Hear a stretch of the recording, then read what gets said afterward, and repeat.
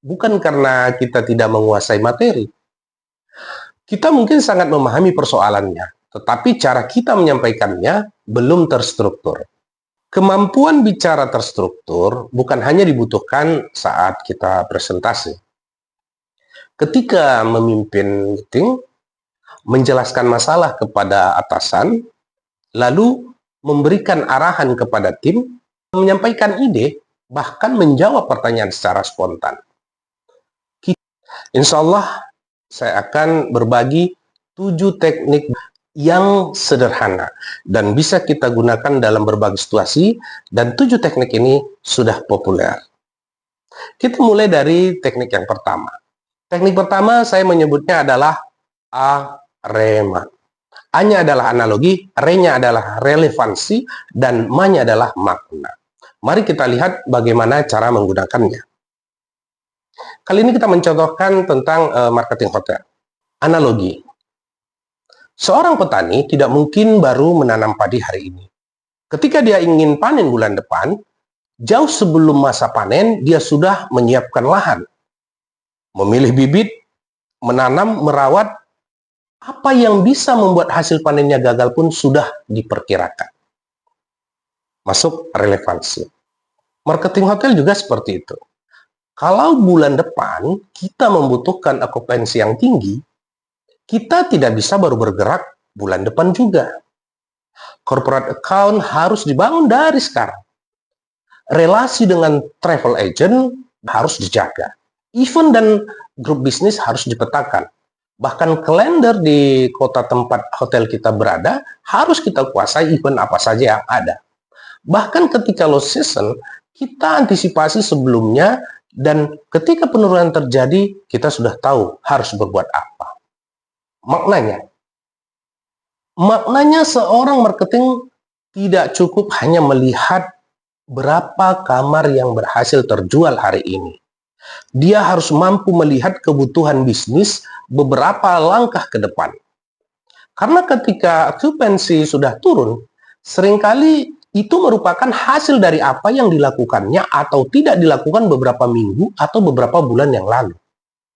Jadi, tugas marketing bukan hanya menjual, tetapi membaca pasar, membangun demand. Marketing manager yang kuat tidak menunggu kamar kosong untuk mencari tamu.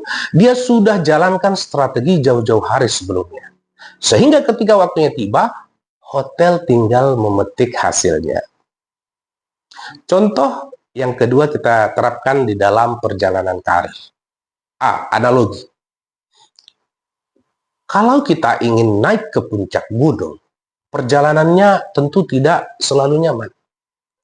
Kadang kita kedinginan, terkadang terpeleset. Mungkin harus berhenti sebentar sebelum melanjutkan perjalanan. Dan yang pasti, kita akan merasa lelah. Tetapi semua itu adalah bagian dari perjalanan menuju puncak. Oke, kita masuk pada relevansi. Karir juga seperti itu. Semakin tinggi posisi yang ingin kita capai, semakin banyak proses yang harus kita jalani. Kita harus belajar di dalam mengambil tanggung jawab yang lebih besar. Menghadapi kegagalan demi kegagalan barangkali. Menerima kritik, bukan dari hanya tim, dari atasan juga. Dan kadang melihat orang lain lebih dahulu mendapatkan kesempatan. Dan yang pasti, kita harus mampu menunjukkan prestasi dan membuktikan bahwa kita memang layak diberikan tanggung jawab yang lebih besar. Oke, kita masuk pada makna. Karena itu, peningkatan karir sebenarnya bukan sekedar persoalan siapa yang paling cepat sampai di atas. Yang jauh lebih penting adalah apakah selama perjalanan tersebut kita sudah membangun kemampuan yang membuat kita benar-benar siap ketika berada di atas. Karena mendapatkan posisi adalah satu hal, tetapi mampu menjalankan, bertanggung jawab dan mempertahankannya adalah hal yang berbeda. Itu yang mudah dibayangkan oleh pendengar. Itulah yang disebut analogi. Kemudian, hubungkan dengan situasi nyata yang sebenarnya ingin kita bicarakan. Itulah disebut relevansi. Dan yang terakhir, berikan kesimpulan. pelajaran, atau pesan penting yang ingin kita tinggalkan kepada pendengar, atau yang ingin kita duplikasi kepada mereka. Itulah yang disebut makna. Sederhananya, analogi membuat orang membayangkan, relevansi membuat orang menghubungkan, makna membuat orang memahami mengapa pesan itu penting. Sampai bertemu pada teknik berbicara terstruktur selanjutnya. Saya Rizwan Abadi. Assalamualaikum warahmatullahi wabarakatuh.